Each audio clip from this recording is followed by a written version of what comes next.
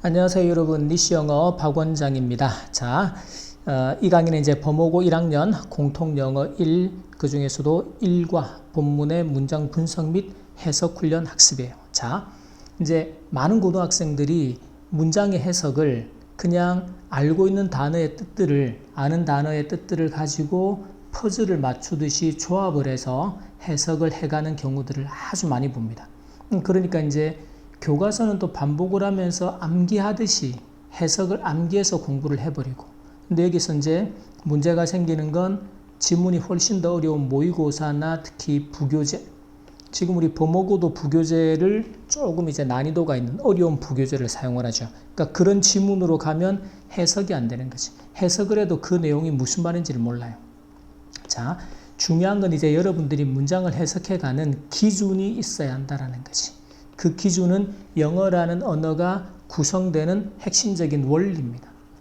그래서 쌤이 항상 우리가 4가지 의미 덩어리 분석 훈련을 시키는 이유가 영어는 모든 문장이 이 4가지의 덩어리로 갖추어지기 때문이다. 그래서 여러분들이 중학생 때부터 쌤이 오자마자 이 4가지 의미 덩어리 학습을 시키고 우리가 수능에 해당되는 수능 문장까지도 이 4가지 덩어리로 문장을 분석해서 한 문장 한 문장의 의미를 완벽하게 해석하는 훈련을 시키는 이유. 그래야지만 고등학교 교과서를 비롯해서 이제 2학년이 되었을 때 모의고사는 지금 여러분 고1 모의고사보다 2배 이상 어려워져요. 그리고 부교재도 2배 이상 어려워지고. 그러니까 그렇게 어려워지는 독해력을, 지문이나 시험을 준비할 수 있는 실력을 갖춰야 한다. 그러기 위해서는 여러분이 반드시 해석을 할 때 해석의 기준을 가지고, 즉 4가지 의미 덩어리로 문장을 분석하고 정확히 해석해내는 훈련이 필요하다.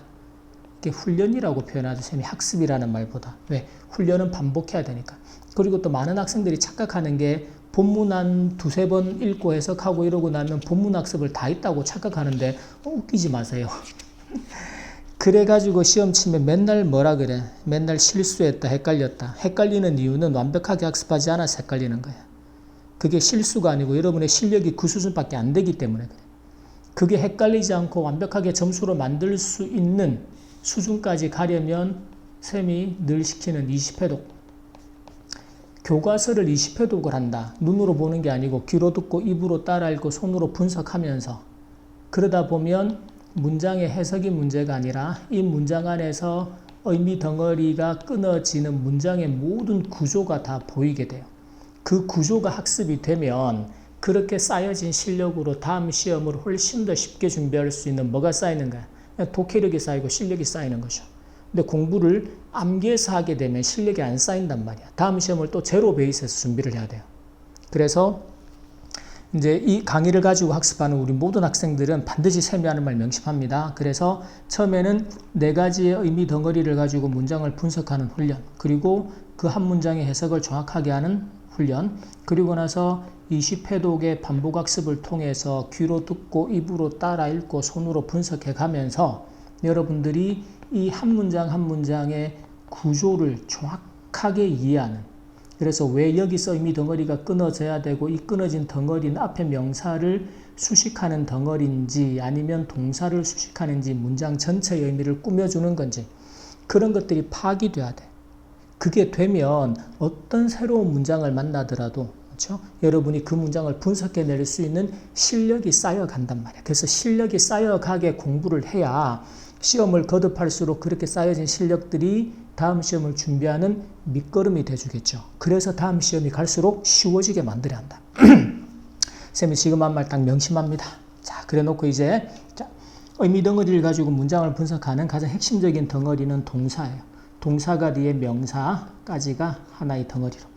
자, 웰컴이 동사죠. 환영하다. 웰컴 투를 하나의 덩어리로. 그래서 이제 우리가 기본적으로 전치사가 뒤에 항상 명사를 데리고 옵니다. 반드시.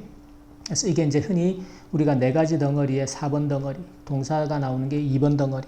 4개밖에 없어요, 사실은. 그래서 자, 하이스쿨 매거진이라는 학교에서 발행하는 뭐 잡지 같은 거겠죠. 예, 새 시즌, 새로운 시즌이라는 건 새 학년이겠죠. 오신 것을 환영합니다. 자, 그 다음에 요 투 부정사. 자, 보세요. 이 to 부정사나 동명사 같은 준동사가 명사 목적어를 데리고 오는 start off가 하나의 동사 덩어리 이렇게 묶으면 돼. 또 전치사 뒤에 명사 덩어리가 나오죠. 이게 다 하나의 덩어리란 말이에요. 그러면 새로운 학년을 start off는 뭔가를 시작하는 거예요. 그리고 on the right foot이라는 거는 구문으로 그냥 잘, 제대로 이런 뜻이에요. 이런 건 암기해두면 됩니다. 그래서 새로운 학년을 제대로 시작하기 위해서. 자, 이 to 부정사는 지금처럼 뭐뭐 하기 위해서라고 목적의 의미로 해석이 될 때 우리가 흔히 요거는 부사적인 용법이다라고 표현을 합니다. 자, 그러기 위해서 우리가 주어는 명사나 대명사는 독립된 하나의 덩어리가 됩니다. ask가 동사. 자, 이럴 때 이제 우리한테 필요한 또 구조 하나가 요 동사들의 어법이에요. 쓰임새. 요걸 usage라고 말합니다. 그러니까 동사 ask는요, 목적어에게 to 부정사 하도록 요청하다, 부탁하다 이런 뜻이에요. 그래서 우리 최근에 졸업생들 중 몇몇에게 to give, 이게 목적격 보호 역할이죠. 이런 어법을 알아야 돼. 그 어법을 시험에 항상 묻기 때문에 수능까지 묻는 거예요. 그래서 시험 영어에 강해지려면 반드시 동사의 쓰임새, 어법에 강해져야 한다. 나올 때마다 암기합니다. 그래서 최근에 졸업생들에게 to give us tips. 이때 give라는 동사도 그렇죠. A에게 B를 해서 목적어를 두 개 갖는 동사. 그래서 우리에게 조언을 해주도록 ask, 요청을 했습니다. 부탁을 했습니다. 뭐에 대한 조언이냐? 자, 이제 이렇게 전치사 뒤에 명사가 나오는데 지금은 명사 뒤에 누가 나왔어요? how라는 의문사. 자, 그래서 의문사 같은 이런 것도 우리가 명사절이라고 부릅니다. 근데 지금은 이제 의문사 how가 뒤에 to 부정사를 데리고 왔죠. 이건 여러분이 중학교 때 문법으로 많이 배웠던 의문사 플러스 to 부정사는 하나의 명사로 사용된다. 그 해석은 이제 to 부정사는 의문사죠. how는 이제 방법이니까 to 부정사는 방법. 자, 그래서 이렇게. 그래서 어디에 대한 팁인가 조언인가 하면 how to succeed, 성공하는 방법입니다. 어디에서? in the coming year and beyond. 다가오는 해, 이번 새로 맞은 새해와 그 이후에 2학년, 3학년이 되어서까지도 성공하는 방법에 대한 조언을 해달라. 그 문장이 복잡해 보이지만 자 보세요. 자, 쌤이 말했던 네 가지 의미 덩어리로 진짜 문장이 갖추어졌을까? 1번 덩어리는 명사. 물론 명사 뒤에는 항상 명사를 설명하는 명사 설명어, 수식어라고도 부르죠. 두 번째는 동사가 뒤에 명사, 세 번째는 준동사, to 부정사나 동명사가 뒤에 명사를, 네 번째는 전치사가 명사를 데리고. 보세요. 그러면 첫 번째는 자, 제대로 학년을 시작하기 위해서 어떻게? 제대로. 우리가 동사 뒤에 목적어, 목적격 보호 이렇게 하나의 덩어리로. 이렇게 좀 목적어하고 목적격 보호가 길면 끊어도 괜찮아요. 하나의 덩어리로 볼 수 있다면 더 좋고. 그래서 최근 졸업생들에게 팁을 좀 달라고 요청을 했습니다. 무엇에 대한 팁이냐? 전치사 뒤에 명사 구조죠. 이렇게. 그래서 성공하는 방법에 대한 팁이에요. 어디서? 다가오는 해 그리고 그 이후에도. 다 그렇게 갖추어지잖아요. 이거는 어떤 그 방법론적인 문제가 아니라 문장의 어떤 원리, 구성 원리에 대한 부분이에요. 그걸 가지고 네 가지 덩어리로 문장을 끊어서 해석해가는 방법. 자, 그 다음에 compare는 비교하다, compare A to B라는 구조로 씁니다. 사과는 사과에 비교를 해라. 같은 것끼리 비교하라는. 자, 고등학교 생활에서 모든 사람들이 told. 자, tell이라는 동사가 A에게 B를 이렇게 되죠. 그래서 나에게 자, 그 다음에 이렇게가 덩어리가 됩니다. 그래서 이 how라는 녀석이 지금은 요 구조를 조금은 기억을 해둬야 되는데 요 how 같은 경우가 뒤에 형용사나 형용사를 지금 데리고 오죠. 그리고 명사, 주어, 동사.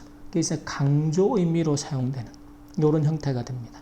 그래서 해석을 해보면 이제 내가 was an artist, 얼마나 재능 있는 예술가인지 말해 주었다라는 거죠.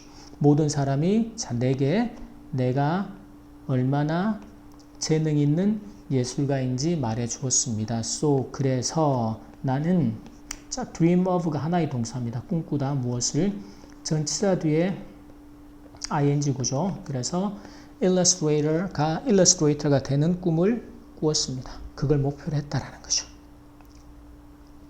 자, 또는 하지만 대학에서 모든 사람들이 seemed talented예요. seem은 뒤에 형용사를 보호로 데리고 오죠. 그래서 이제 much more 같은 경우는 much는 비교급을 강조하는 강조부사. 그래서 우리가 해석을 훨씬 더. 그래서 훨씬 더 재능 있어 보였습니다. than me, 나보다 더 재능 있는 사람들이 많아 보이는 거예요. 그리고는 그들 모두는, all은 이제 강조임입니다. 그들 모두는 worked 동사. 자, 그 다음에 so hard that이라는 구조. 이런 거 이제 구문을 기억해야 돼요. 서술형에서나 어법에서 물을 때는 이제 동사의 어법과 구문이 가장 중요한 패턴이 됩니다. so that은 이제 아주 뭐뭐 해서 대리야 하다.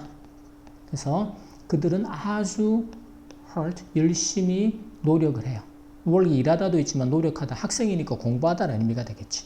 그래서 아주 열심히 노력을 합니다. 그래서 I felt, 내가 small, 작게 느껴졌어요. in comparison은 비교해서. 즉 내가 그들과 비교해서 비교적 또는 그들과 비교해서 내가 그들이 더 재능이 있어 보이고 더 열심히 노력을 하니까 나는 그래서 더 적게 느껴졌다. 비교해서 그랬다라는 거죠.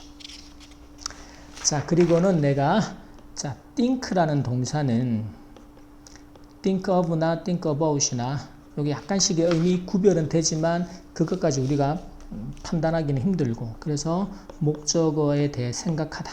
그래서 give up은 포기하다죠. 내 꿈을 포기하는 것에 대해서 생각을 했었습니다. 또는 이렇게 끊어도 괜찮아요. 나는 생각했다. 무엇에 대해서? giving up my dream. 내 꿈을 포기하는 것을. 근데 어떤 꿈이에요?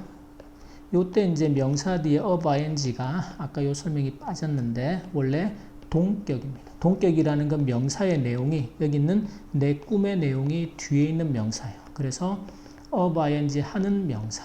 그래서 미술가가 되는 즉 예술가가 되겠는 꿈을 포기하는 것에 대해서 생각을 했다. 자, 그리고 어느 날 happen to는 우연히 뭐뭐하다입니다. 우연히 뭐뭐하다. 자, 내가 see a drawing 그림을 보았습니다. 어떤 그림인가 하면 I had one 자, 동사, 목적어, 그리고 전치사 for가 나오죠. 이때 이제 from에서부터 middle school, on the kitchen wall 이렇게 묶어놔요. 그러면 이 전치사 for의 목적어가 해결돼야 되겠고. 자, 일단 지금처럼 동사가 두 개가 나왔을 때 반드시 누가 필요하다? 접속사가. 이런 구조를 봐야 돼요. 그래서 접속사가 필요한데 접속사는 어디 갔을까? 그래서 이때 자, 이 drawing 다음에 관계대명사 목적격, which나 대시 생략이 되어 있습니다. 목적어 역할을 하는 관계대명사 목적격은 지금처럼 습관적으로 생략을 시키는데 이 for의 목적어 앞에 있는 drawing이죠. 이렇게 생각해 보면 돼요. 그래서 내가 상을 받았던 for the drawing 그 그림으로 그래서 내가 상을 받았었던 그 그림을 보았다라는 것이죠. 어디에서 언제? 중학교에서. 근데 그걸 어디서 봤어요? 키친워 부엌 벽에 붙어있는 그림을 보게 됐다라는 거죠. 그때 여기서 이제 전치사 for가 있는데 요 구조가 이제 요게 이제 요런 부분은 쌤이 따로 어법 자료에서 설명을 하겠지만 요 구조가 앞으로 나오면 예를 들어 for which라고 이때 which는 drawing이죠. 그 그림으로 내가 상을 받았습니다라고 쓸 수 있는 겁니다. 근데 지금은 which를 생략하고 뒤에 전치사 for를 둔 거죠. 이런 구조를 이제 20회독을 반복해가면서 완벽하게 여러분의 실력으로 만들어라. 그래서 20회독을 하란 말이에요. 해석하는 거는 4-5번 하면 웬만큼 되잖아. 해석을 20번을 하라는 게 아니라 구조를 보고 언어의 구조를 이해하라는 것이. 그래야 실력이 늘 거 아니야. 자, 그랬더니 자 내가 was embarrassed는 당황하는 겁니다. 아주 당황스러웠습니다. 또는 부끄러웠다. because라는 접속사. 자, 이제 문장이 길어지는 건 절대적으로 접속사 때문이에요. 접속사가 나오면 이 접속사 역할에처럼 부사절이냐 또는 명사절이냐 또는 명사를 수식하는 관계대명사냐. 그렇죠? 이런 구조들. 아까 요 위에 문장에서도 관계대명사라는 거죠. 이제 명사 뒤에 관계대명사라는 건 명사를 설명하는 명사 설명어가 돼요. 그래서 원래는 이렇게 묶어 놓습니다. 내가 상을 받았던 그림. 이런 식으로. 그래서 해석이 수식하는 구조가 판단이 되고 구조가 이해가 돼야 문장의 해석이 정확해지겠죠. 근데 지금 밑에 있는 because는 부사죠. 이유를 나타내는. 그래서 it wasn't very good. 그것이, 즉 그 그림이 중학교 때 내가 상을 받았던 그 그림이 그렇게 좋지 않아서 내가 embarrassed 원래 약간 당황스러운 거예요. 저런 그림으로 내가 상을 받았어. 약간 부끄러웠다. 약간 당황스러웠다. 이런 의미가 되겠죠. 자, 여기까지가 이제 본문 첫 번째 파트인데, 자, 여러분들이 기본적으로 문장의 본문 학습, 해석을 하기 위해서 단어의 뜻은 당연히 정확히 암기를 해야 됩니다. 단어 모르고 해석할 수는 없으니까. 하지만 단어의 뜻을 다 제시해줘도 해석을 못하고 시험에서 다 틀린단 말이지. 그래서 여러분이 해석을 하는 문장을 분석하고 해석하는 기준이 필요하다. 그 기준이 뭐다? 4가지 의미 덩어리 학습을 통해서 문장을 분석하고 해석해내는. 그래서 그 안에 다양한 구조들이 또 나오게 될 겁니다. 접속사들이 나오게 될 거고. 이제 그런 것들이 확장이 될 거예요. 고2 교과서 여러분 안 봤잖아. 근데 쌤은 이미 고2 고3 교과서를 다 알고 있죠. 그 수준이 지금 이 고1 교과서하고는 차원이 달라요. 교과서인데도 상당히 어려워. 구조가 되게 복잡하고 한 문장에 3줄, 4줄씩 나온단 말이에요. 근데 그런 문장을 분석하고 읽어낼 수 있는 독해력을, 문장을 분석하는 힘을 지금부터 길러가야 돼. 물론 이제 쌤이 우리 중학생들 때부터 여러분들 배운 친구들은 중학생 때부터 구문학습을 다 시켜왔잖아. 학교 내신 준비보다는 구문학습을 훨씬 더 많이 시켜왔지. 그 이유가 실제로 여러분의 모든 공부의 결과가 다 이제 결과로 보상받는 시기는 고등학교란 말이야. 중학교가 아니고. 중학교 때 그 성적 잘 받으면 좋지만 그렇게 고등학교 성적하고 연결성이 별로 없어요. 그거 가지고 만족하고 뭐 중학교 때 95점 받았는데 의미 없습니다. 의미 없다는 말보다 고등학교 가서 절대로 95점 못 받아. 다 60점, 70점 받아오지. 왜? 실력이 안 쌓였으니까. 그러니까 여러분이 지금부터도 그 방식이 중학교 때처럼 해왔던 방식이 아니라 암기하는 방식이 아니라 반드시 문장을 이해하고 구조를 판단하고 그래서 여러분이 문장을 분석하는 실력이 문장을 보는 눈이 쌓이도록 만들어야 한다. 그걸 명심해야 돼요. 지금 계속해서 이야기하겠지만. 그래서 이제부터는 여러분들이 20회독을 통해서 문장의 해석을 정확하게 하는 것, 또 이제 문장의 분석, 구조 판단을 정확하게 왜 이 자리가 이렇게 해석이 돼야 되고 왜 여기서 끊어져야 하는지 여기에 뭐가 생략되는지 이런 구조들을 정확하게 판단하는 반복학습 이런 걸 쌤이 항상 체화한다 그러죠. 여러분의 몸에 배이도록 학습이 반복이 되어야 시험에서 실수라고 착각하는 것들이 없어진단 말이지. 거기까지 학습이 이어지게 만듭니다. 반드시. 자, 여기까지 우리 범호고 1학년 교과서 1과 본문 해석 훈련 첫 번째 파트 학습 마치겠습니다.